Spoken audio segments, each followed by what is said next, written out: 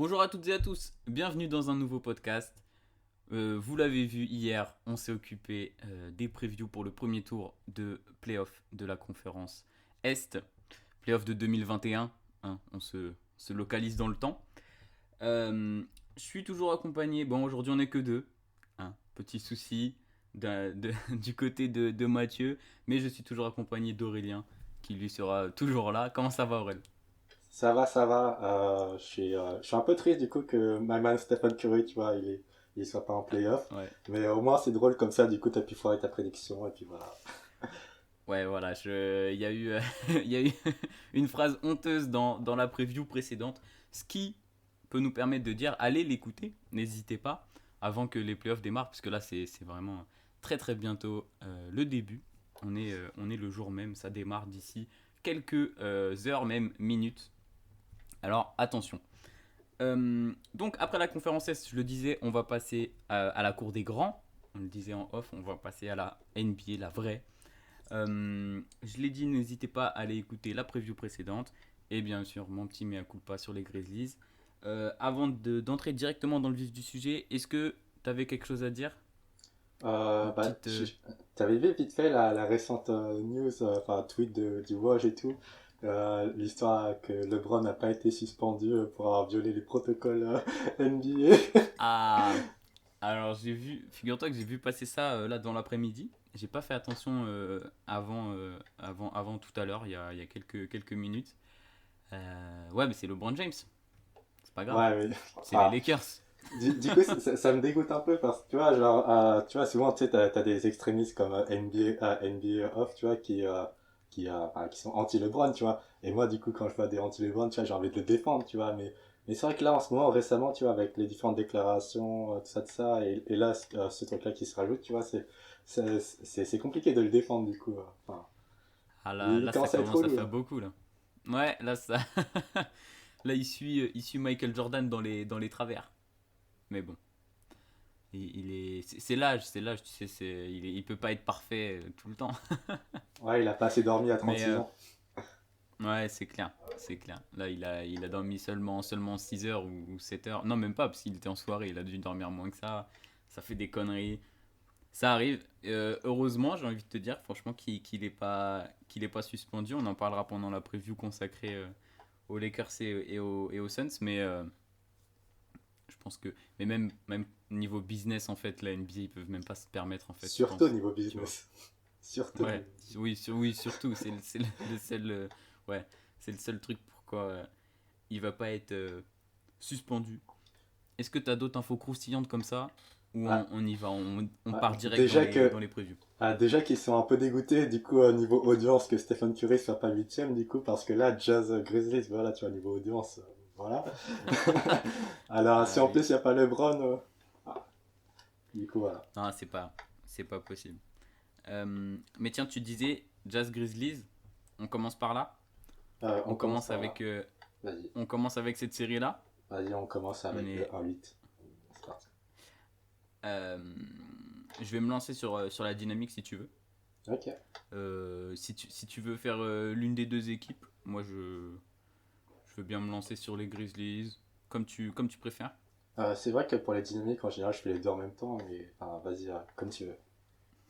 Vas-y. Je vais parler un peu des Grizzlies du coup, parce que comme vous l'avez compris, ils viennent de se qualifier après le play-in en tapant les Warriors en prolongation avec un énorme Jamorant. Donc, bon, pour le coup, peut-être qu'au niveau audience, les gens ils voudront voir ce que ça donne Jamorant en playoff. C'est toujours assez intéressant. Donc, ils ont une bonne dynamique au final, surtout que c'est une jeune équipe, on sait, on l'a déjà dit avec les Knicks et les Hawks, ils n'ont rien à perdre. Donc, ils vont y aller à fond. Ils ont leur effectif au complet, il n'y a plus de blessures. Jaren Jackson, il est aussi chaud. Non, c'est une belle dynamique du côté Grizzlies. Je sais pas si tu as quelque chose à rajouter ou si tu veux qu'on parle du Jazz un peu. Bah, t'avais dit du coup qu'ils avaient battu en play-in du coup les Warriors et franchement faire un upset comme ça, enfin même si c'est pas non plus un upset 1-8, tu vois, c'est juste un upset 8-9, mais c'est quand même fort mentalement. Et en plus, il me semble que c'était Ja Morant for the win, un petit mid-range et non c'est très bon c'est un bon boost de confiance confiance. De confiance. Et, et ouais, ça peut du coup permettre, pourquoi pas, aux Grizzlies d'aller peut-être gratouiller une victoire qui c'est juste comme ça, à part le dynamisme et tout. Mais Hmm. Ouais, on le sait.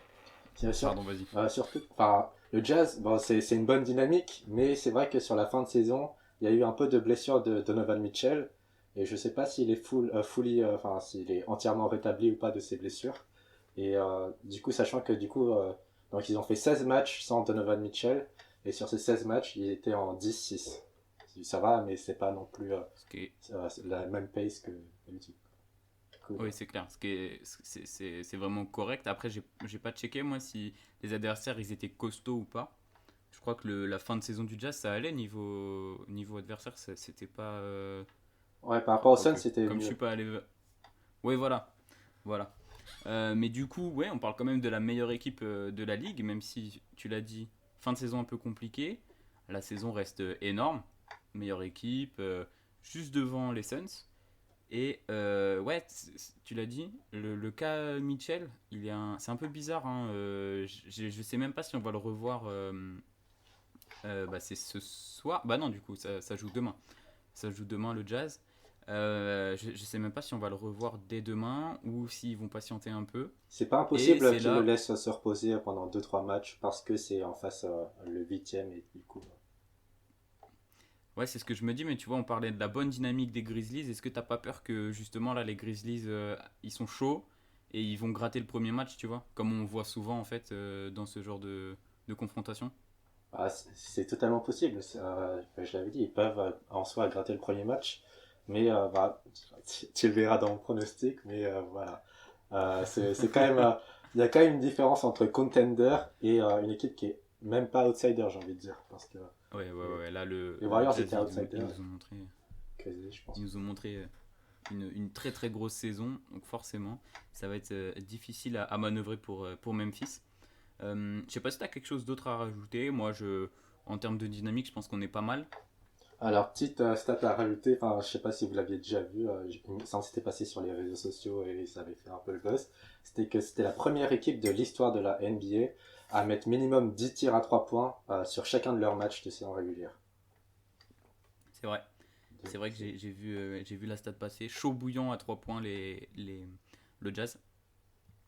Un peu moins que les Clippers, on aura le temps d'en reparler.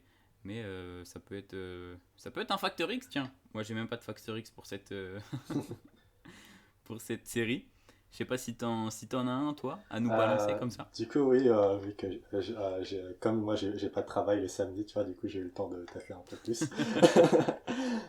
Du coup, donc en facteur clé, en facteur X, facteur clé de réussite, bref, j'ai noté du coup la réussite au shoot. Du coup, par exemple, du coup, figure-toi que donc, contre le Jazz, du coup, les équipes, donc les euh, field goal percentage opponents, bref, voilà. Donc les équipes face au Ok, ouais. Jazz sont à 34,1%. Donc le Jazz est deuxième en NBA, du coup, en termes de, de ne pas laisser l'équipe adverse mettre le panier enfin, le ballon dans le panier. Et, c'est très intéressant parce que l'année dernière, du coup, dans cette stat, ils étaient 14e, tu vois, et cette année, ils sont deuxième. Et, bah, cette année, Memphis, eux, ils sont 18e avec 36%, 36,7% autorisé. Et, voilà. Et également le Jazz, du coup, qui est premier de la NBA en tir à 3 points tentés. Et d'où également la stat qu'on avait vue. Et le tout, du coup, à 38,9% quand même, du coup, à 3 points. Et du coup, c'est pour ça que je Hmm. pense que ça va se jouer quand même sur l'adresse. Parce que du coup, là, on l'avait vu, par exemple, sur le match Grizzlies-Warriors, que c'est vrai que sur un match, tu vois, il suffit que tu aies quelques role-players qui commencent à prendre feu, et puis tu peux gratter un match. Mais sur une série, quand même, c'est quand même, je pense, la régularité, du coup, sur toute une Ouais. saison qui va être montrée sur une série à 7 matchs. Et, voilà, tu veux passer au prono? Non, pas tout de suite, mais ouais, je suis d'accord avec toi. Surtout qu'on l'a vu, par exemple, pour Ja Morant qui a fait un match énorme hier. Il n'a pas été forcément régulier dans son pourcentage au tir. Donc quand il a une très bonne soirée comme face à Golden State, ça va bien. Ça peut permettre de gagner des matchs. Mais c'est vrai que sur toute une série, ça me paraît impossible. Et puis il y a tellement un écart de niveau entre les deux. Moi, je suis très content que Memphis se soit qualifié. Forcément, c'est chiant pour les Warriors. J'aime bien cette équipe aussi. Avoir un Steph Curry en playoff, c'est vraiment très intéressant. Donc on verra. Et ouais, c'est vrai que le Jazz, ils peuvent au pire lockdown plutôt comme ils veulent les Grizzlies. Donc ça va être à sens unique, hein. Il n'y a pas non plus besoin de trop tergiverser là-dessus, je pense. Ok, ok. Bah, on est d'accord, j'ai l'impression. On est d'accord. Ouais, Ouais. oui, oui, il En n'y a même pas temps, non plus. ça va clairement être la série la moins équilibrée parmi toutes celles qu'on voit là. Et, Ah, ouais, on verra. On aura le temps d'en ouais. reparler, je pense. Ok, ok. Ok, ok.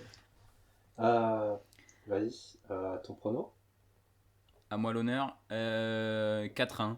Parce que vous avez compris hier déjà, j'aime pas les sweeps. J'aime bien un peu de suspense, un peu de douceur. 4-1 pour moi. Ok, ok. Bah, moi, sans surprise, 4-0, tu me connais. L'homme carré. 4-0. Et petit hommage Ouais, ça m'étonnerait. à notre cher aimé Triple Step qui ne sera pas là malheureusement, mais on a quand même laissé le petit design pour lui. Qui mettrait 4-0 aussi, je pense, hein, vu comme il a pas de cœur comme toi.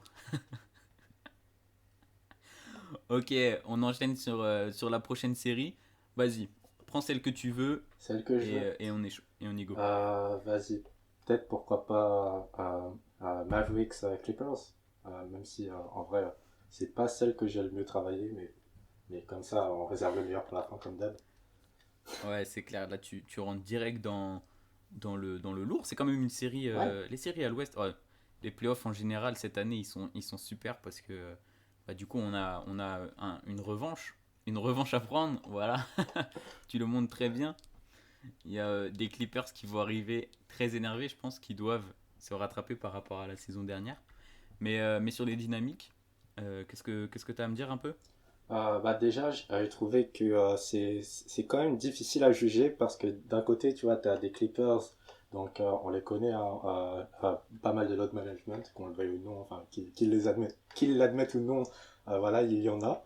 Et de l'autre côté, on a quand même une équipe dont le principal lieutenant, Kristaps Porzingis, sur les 12 derniers matchs, et il en a loupé 8 quand même, tu vois, il y a beaucoup d'incertitudes dans cette confrontation.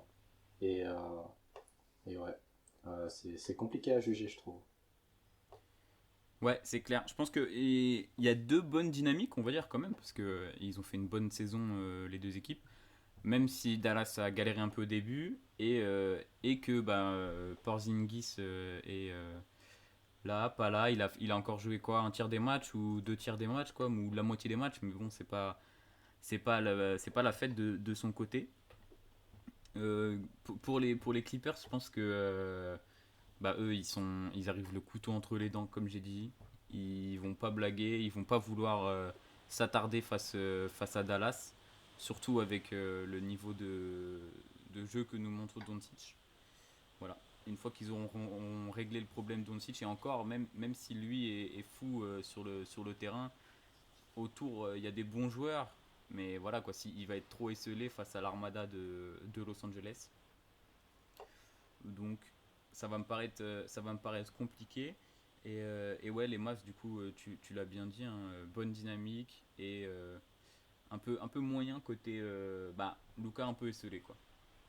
Après, tu parles d'un Luka esselé, tu vois, mais il me semble en tout cas que l'année dernière, genre, j'avais pas l'impression que les Clippers, même avec Paul George, même avec Kawhi Leonard, qu'ils aient vraiment trouvé la recette parfaite pour pouvoir le contrer. Alors, et quand même, au final, on s'attendait à une série pas du tout équilibrée, et au final, c'est quand même allé en 6 matchs l'année dernière.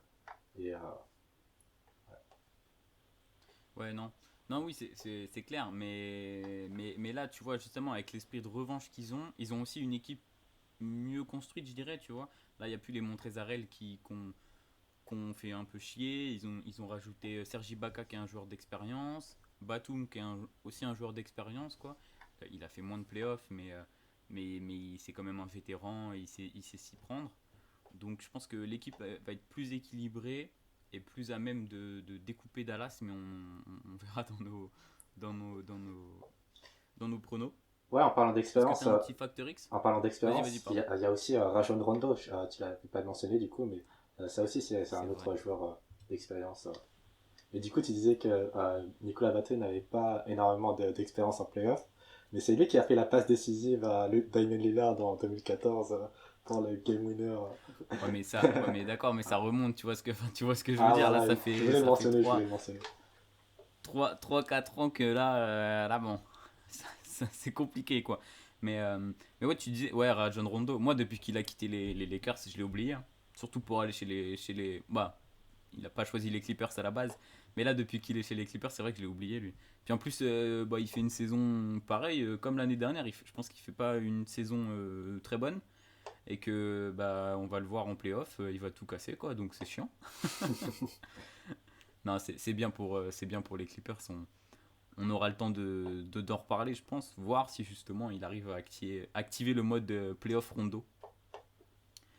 Est-ce que tu as un petit facteur X à nous proposer sur la série là? Alors de base, j'avais pas de Factor X, mais là, du coup, en parlant, je me suis imprégné d'un Factor X. Mon cerveau a sorti un Factor X de sa tête. Et du coup, j'ai mis coaching par intégration. En mode. Mais c'est vrai que du coup, on parle là de la différence dans les effectifs. Mais c'est vrai que dans le coaching, on a du coup d'un côté.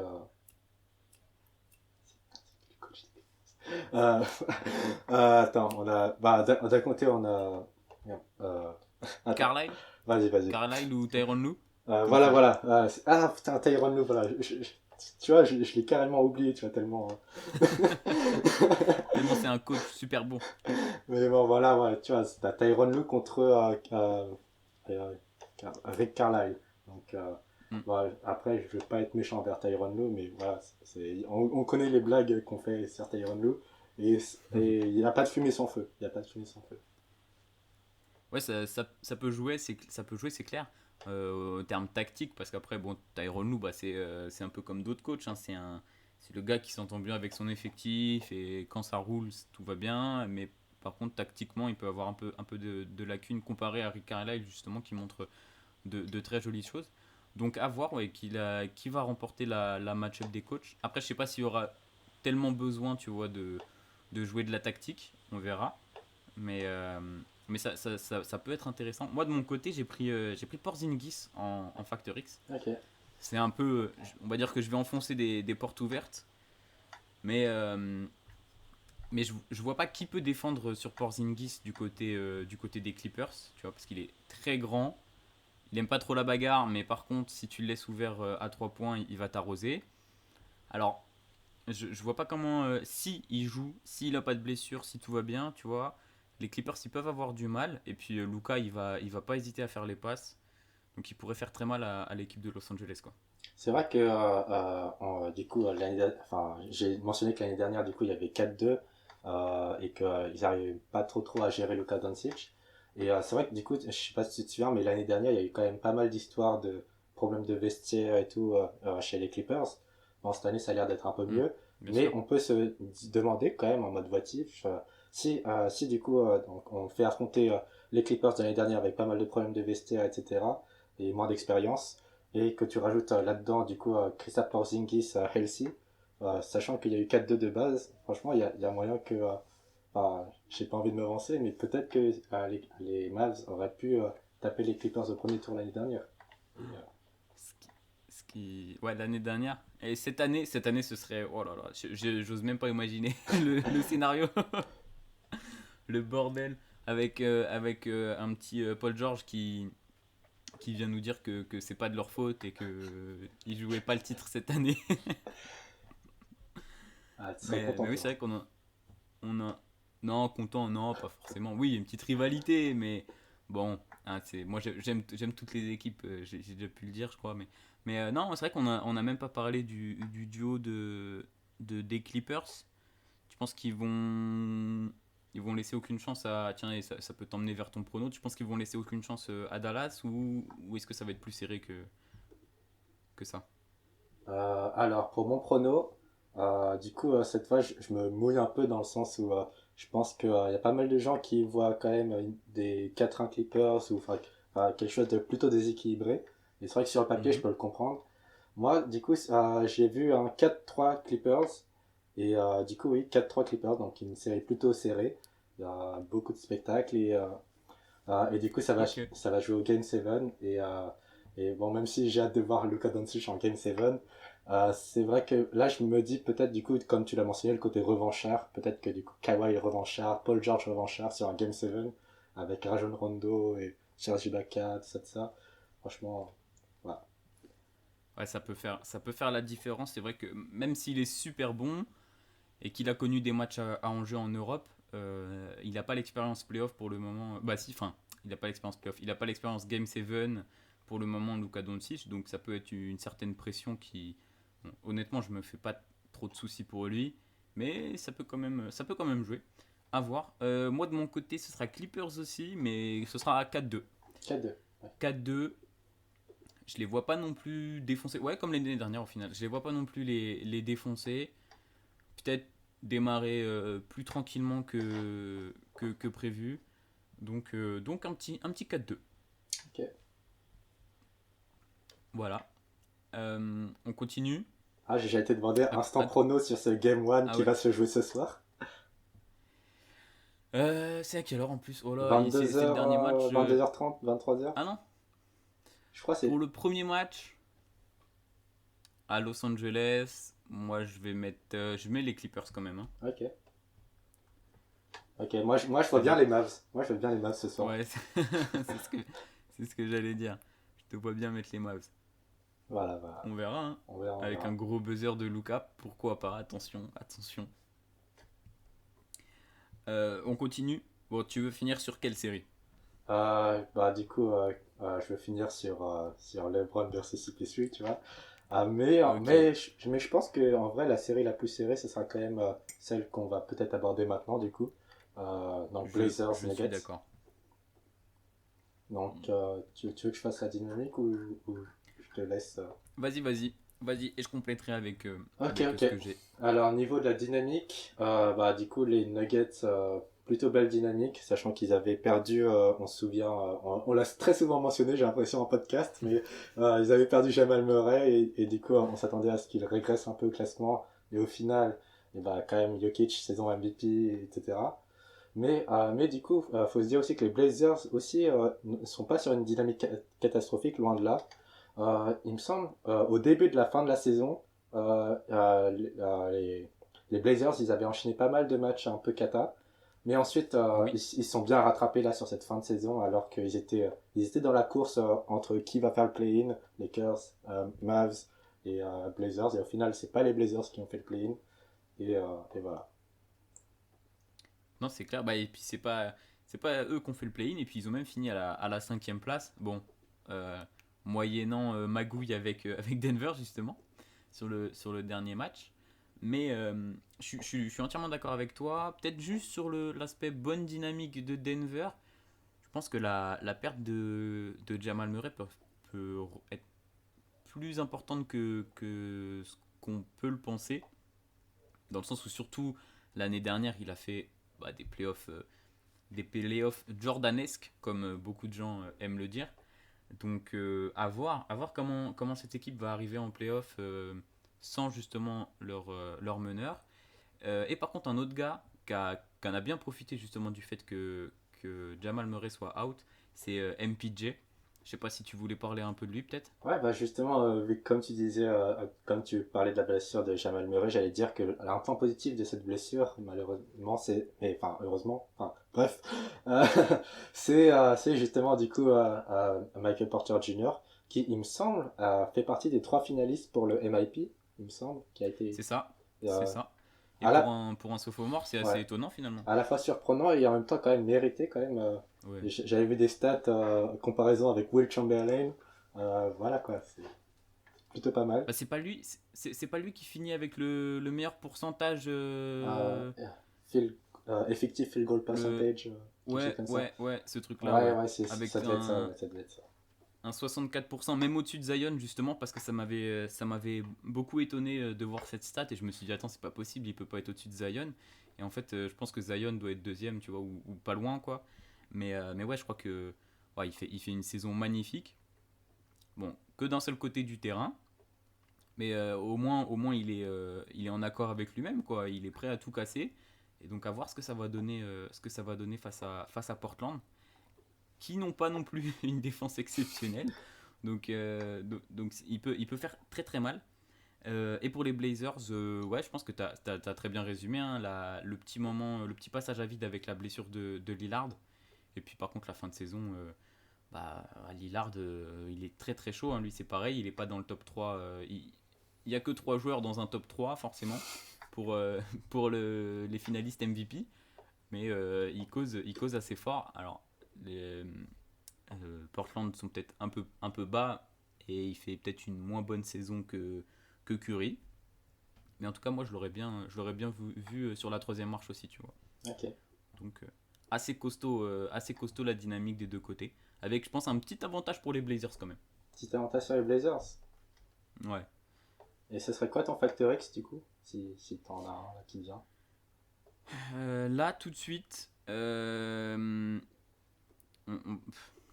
l'ai dit, ils n'ont pas une bonne défense, les Blazers. Ouais.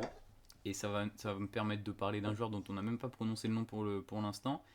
Mais si ils arrivent à bien gérer Jokic, tu vois, ce qui paraît très compliqué parce qu'avec des Nurkic, des Kanter, ça va. Kanter, c'est pas le meilleur des défenseurs. Mais j'ai regardé, j'ai eu le temps quand même de checker les matchs qu'ils ont fait les uns contre les autres. Je crois il y a 2-1 pour Denver. Mais Jokic n'a pas fait ses meilleurs matchs. Alors il y a un match où il a joué que 16 minutes. Je sais pas s'il était sorti pour technique aucune idée. Ou petite blessure. Mais comme il n'a pas raté de match après, hop, j'ai pas envie de dire de bêtises. En tout cas, à voir comment du coup Portland va s'occuper de Jokic de leur côté du terrain. Savoir s'ils vont réussir peut-être soit à bien défendre sur lui, ce qui me paraît assez complexe, ou même à le faire sortir de ses gonds, tu vois, parce que on connaît la mentalité serbe, tout ça. Il peut peut-être péter les plombs. Après, il n'est pas là pour ça, évidemment. Je pense qu'il se rend compte de l'enjeu qui va arriver, quoi, parce qu'ils sont finalistes de conf l'année dernière. Donc il faut pas moins bien faire en général, hein. Ça va être compliqué. Hâte de voir comment Portland ils vont gérer Jokic en défense, quoi. Intéressant, intéressant. Bah, moi aussi également, en Factor X, du coup, j'avais le côté défensif. Donc la défense intérieure, du coup, donc ça revient plus ou moins à la même chose. Donc, intérieur, ça va être surtout à Jokic, mais bon, voilà. Bref, intérieur, du coup, des Blazers. Blazers qui sont quand même 29e defensive rating. Donc Oui. c'est pas folichon, tu vois. Et, euh, et du coup, voilà. La dernière fois, au dernier podcast, tu vois, j'ai pas pu vraiment travailler énormément quand j'avais mes examens et tout. Et du coup, là pour celui-là, tu vois, j'ai fait un petit effort et tu seras content parce que du coup, c'est le retour de statistics. Et, Vas-y, envoie-nous ça. par exemple, tu vois, donc les Blazers, du coup, cette saison, tu vois, donc 44,8% de leur possession, enfin, c'est des 3 points, tu vois. Et donc, ils sont troisième en NBA, du coup, en Mhm. pourcentage de 3 points par possession. Et petite référence, du coup, donc là, on est en 2021, le troisième, du coup, il a 44%. Et en 2016, du coup, le troisième était à 37%. Et je vous laisse imaginer qu'encore avant, c'était encore plus bas, etc. Euh, et donc, en comparaison, du coup, en contraste de style, les Nuggets, eux, ne sont qu'à 38% de 3 points par possession, ce qui fait qu'ils sont quand même à 61,5% de possession qui se finissent sur un 2 points. Et sur ces, Mhm. sur ces nombreuses possessions, ils en rentrent quand même 55,2%. Donc, ils sont 6e de la NBA, là, comme on peut le voir sur là. Et, euh, Ouais. et du coup, c'est pour ça que j'ai sorti cette stat parce que du coup, la défense intérieure va être importante, je pense, sur cette série où, on le sait tous, dans les playoffs, on rentre pas autant de 3 points ouverts qu'en saison régulière. Et du coup, pour rentrer des 3 points ouverts, il faut soit du coup utiliser de l'ingénierie offensive de coach, ou alors faire des drives et kicks et tout et tout. Et, euh, et du coup, voilà, c'est pour ça qu'en playoff, il y a un peu plus de 2 points que de 3 points. Et du coup, la défense intérieure va être clé cette match-up. Pour les Blazers. Ouais, et puis surtout bah, quand t'as Jokic qui est capable de tout faire, en fait, ça aide. Hein. Même en tête de raquette, il peut lâcher des bonnes passes backdoor, que ce soit des no-look ou des passes dans le dos, tout ce que vous voulez. Donc c'est clair que ça va être intéressant. Est-ce que tu veux passer au prono ou Vas-y. t'as un autre petit truc à dire? On va, en même temps de passer au prono, je vais mentionner quand même le fait que du coup on n'a pas parlé pendant qu'on parlait, du coup oui on ne parle pas pendant qu'on parle. Et donc Aaron Gordon quand même on l'a pas trop mentionné, mais du coup au moment du transfert de Aaron Gordon vers les Nuggets, il y a pas mal d'observateurs qui se sont dit ok, avec ce trade ils sont passés de outsider à contender. Et du coup, on peut se dire que quand même, malheureusement, du coup, parce que Jamal Murray sera blessé, du coup, leurs chances de titre sont quand même réduites, mais c'est quand même des bons outsiders quand même. Et c'est pour ça que même si certains, du coup, voient bien un petit upset, moi, je verrais bien plutôt un 4-2 pour les Nuggets. Ok, donc ah ouais, des Nuggets assez costauds qui se basent du coup sur leur puissance intérieure. Et bah écoute, moi je vais mettre un 4-3 pour Portland. Je Oh, vois bien Portland upset ça et finir à Denver. Game Ce qui, 7! ce qui est ouais, ce qui serait très fort honnêtement. Ils l'ont déjà fait. Du coup, c'est aussi un peu un remake. Ils l'ont déjà fait en 2019 avec un énorme CJ McCollum. Et justement, on n'en a pas parlé, mais je pense que on a parlé évidemment de Murray absent. Je pense que la puissance offensive du backcourt de Portland peut faire très mal à Denver. Donc à voir, peut-être que je vais me tromper, tu vois. Mais avec un leader aussi fort que Lillard dans les fins de match serrés et un McCollum qui a fait un début de saison incroyable, après s'est blessé. Et je pense qu'il va avoir le temps, tu vois, de ruminer tout ça et d'arriver chaud bouillant en playoff. Donc ouais, je vois bien Portland passer, j'avoue. D'ailleurs, du coup, là, tu m'as fait penser, j'ai envie de te demander, mais du coup, là, tu as mis Blazers, du coup, 4-3. Est-ce que t'as pas mis ça aussi parce que tu t'es dit que dans tous les cas, ça sera une série serrée, dans tous les cas, il y aura peut-être un Game 7, et du coup, tu t'es dit Game 7, Dame Time, tu t'es dit ça peut-être? Ah ouais, aussi. Ouais, aussi, carrément. Carrément, même si c'est à Denver et qu'ils ont des belles armes, hein, on en a parlé. Honnêtement, si c'est vraiment serré, même si les matchs sont serrés, pas forcément le match 7 tu vois, mais même si les matchs sont serrés au global, je, je pense que ça va pencher plus souvent du côté de Portland que du côté des Nuggets, ouais. Ok, bah du coup, c'est pour ça que je t'ai posé la question, parce que je voulais quand même mentionner le fait que, du coup, ouais, on connaît le clutch time, c'est le Lillard time, mais il faut rappeler quand même que les Nuggets, le corps des Nuggets, du coup, Jokic, Murray, enfin bon, du coup maintenant il n'y aura pas Murray, mais enfin, l'équipe des Nuggets entourée de Jokic, c'est quand même une équipe très solide mentalement, qui l'année dernière a quand même la première équipe à faire deux 3-1 comeback sur les mêmes C'est vrai. playoffs. Et il me semble que j'avais vu en interview comme quoi, justement, s'ils sont aussi forts mentalement, c'est aussi à travers Jokic. C'est Jokic qui leur a dit ouais, je pense qu'on va gagner, je pense qu'on peut battre les Clippers, alors pourquoi pas vous, enfin, en mode, je sais qu'on va les battre, du coup, suivez-moi et tout, en mode bon leader, tu vois. Et C'est ouais. clair. Voilà. Ok. Ok, donc on n'est pas d'accord sur cette série. Ok. Pas de souci. J'espère qu'on sera un peu plus d'accord sur la dernière. Si tu vois ce que je veux dire, en tout cas, ça me semble. Ah là là, j'ai peur. J'ai peur de ce que tu vas m'annoncer. On passe Suns Lakers. Suns Lakers. Vas-y. Je t'envoie sur le dance floor. Dis-nous ce que tu penses des dynamiques. Alors, du coup, les Suns, donc c'est une très bonne dynamique. Enfin, j'ai envie de dire en fait, au final, quand on y pense, dans la plupart de nos dynamiques là, que ce soit sur l'ancienne podcast, enfin l'ancien podcast, enfin celui juste avant ou celui-là, au final, la plupart des équipes qui arrivent jusqu'en playoff, ils arrivent en playoff parce qu'ils ont une bonne dynamique également, tu vois. Et, Ouais, c'est vrai. et du coup, voilà, bah, les Suns, du coup, no exception, une bonne dynamique également. Mais quand même, la dynamique des Lakers, bon, ok, du coup, il y a eu quand même des petits questionnements concernant la santé de AD et de LeBron. Et quand même, tu vois, tu sors d'une victoire en play-in contre les Warriors et tout, et sur un game winner de LeBron. D'ailleurs, il me semble que c'est le plus.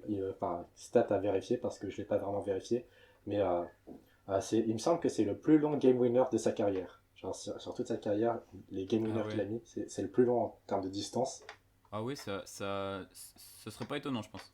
Et, euh, et voilà. Et également, il me semble aussi que c'est le plus long 3 points de LeBron cette saison-là.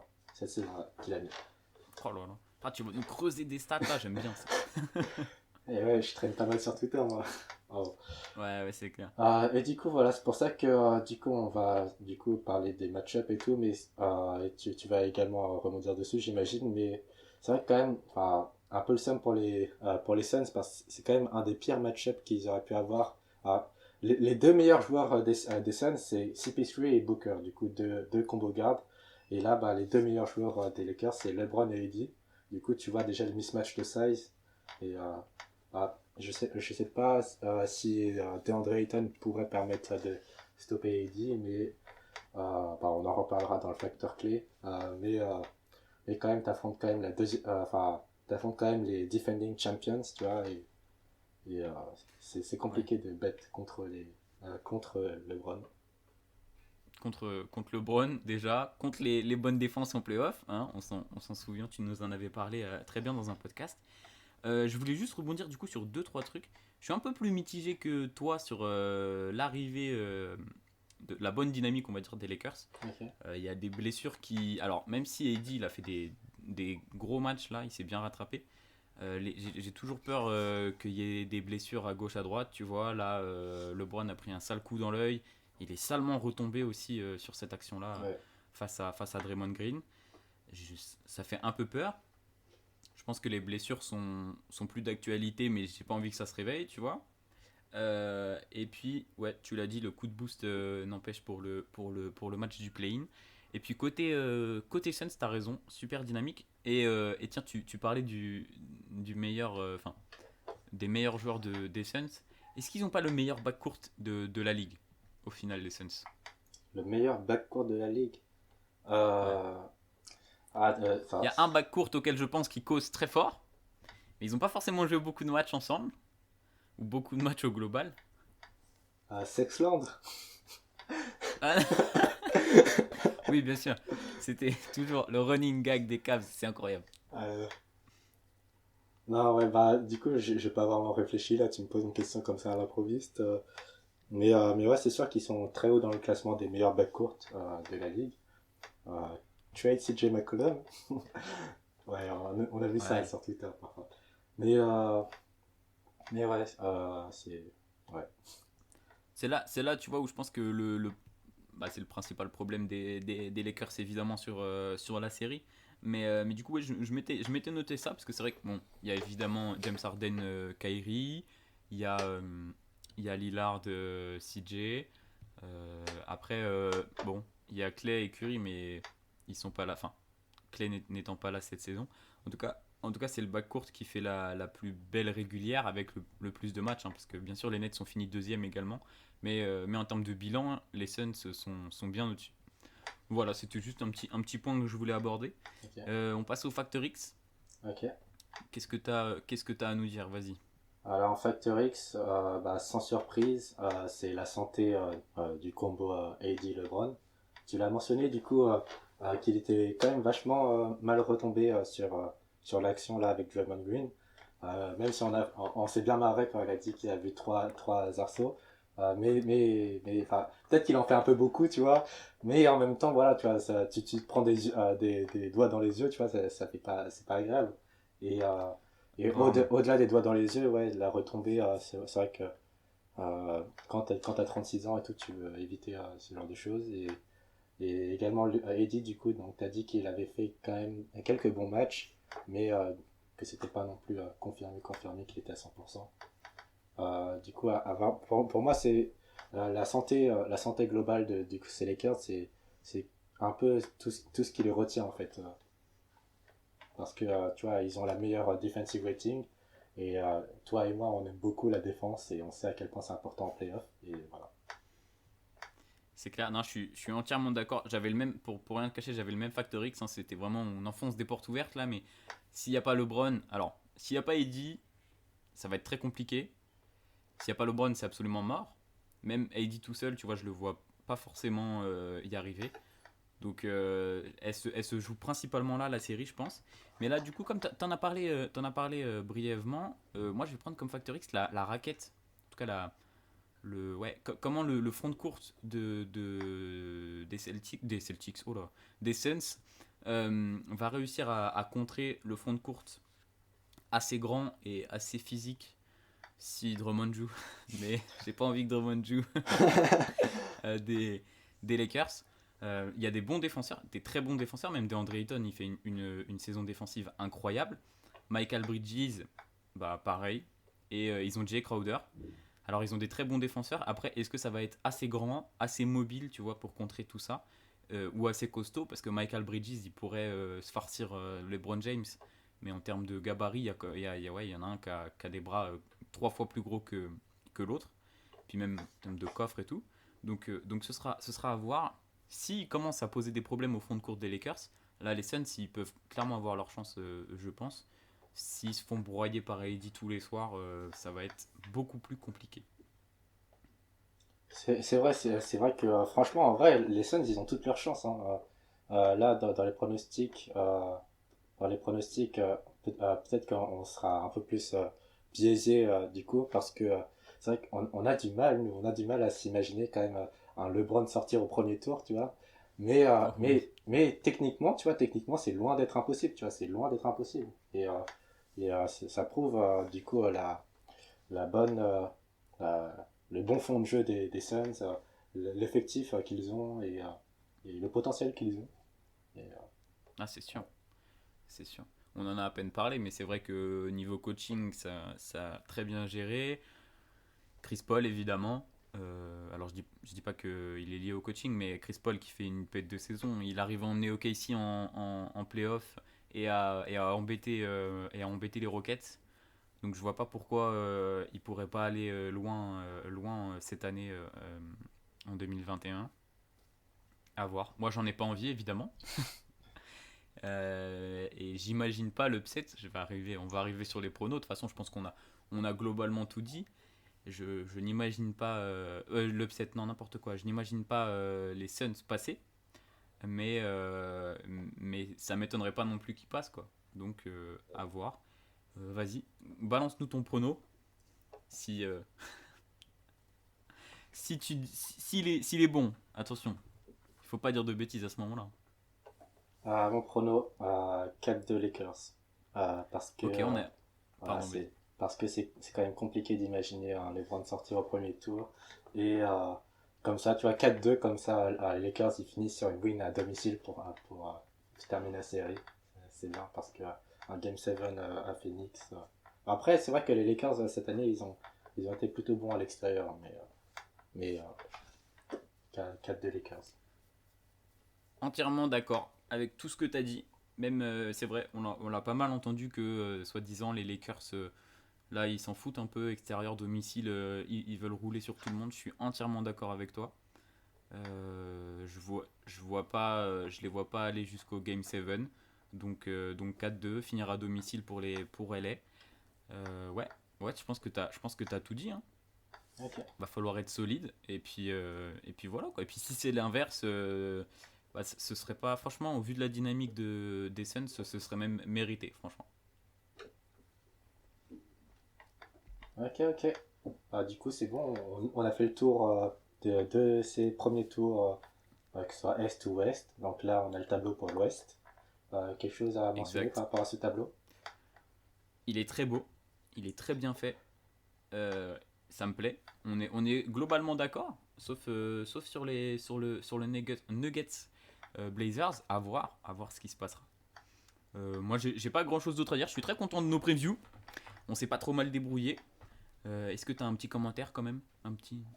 On se reverra pour la suite, donc du coup le second tour et les finales de conf et les playoffs, n'importe quoi, et les finales NBA. Ça, c'est sûr. Et ouais, et il me semble, c'est le 24e podcast là, de cette saison, il me semble. Donc voilà. Celui-ci, là, celui qu'on est en train d'enregistrer, exactement. Honneur à. Bon, vous l'avez jamais vu, mais un petit tableau avec Kobe Bryant juste ici. Peut-être qu'un jour il fera partie du décor, on verra. Il n'y a pas écrit 24 dessus, il y a écrit 8, mais c'est un bel hommage. Voilà, oh là là, il est parfait. 23 plus 8, 24. Ouais, Parfait. 23 plus 8 égale 24, c'est bien connu. Mais voilà, c'est la fin de cette preview. J'espère que ça vous aura plu, comme d'habitude. Mettez des j'aime, followez-nous. Calf, on va dire ça maintenant. Je pense qu'il l'a très bien résumé, Mathieu, hier. Calf, qui aime like, follow. N'hésitez pas. Pareil, retrouvez Aurélien sur ses réseaux, que ce soit Twitter ou Instagram. Allez checker ça, allez lui donner de la force. Et puis on se retrouve, il l'a déjà dit, très bientôt. Peut-être Peut-être pas pour les previews, peut-être un peu avant, on verra si on a envie de parler d'une équipe en particulier, d'une série, quelque chose comme ça. On prendra le temps d'en discuter. Mais voilà, c'était Lenny et Aurel. Puis on vous fait des bisous, on vous dit salut.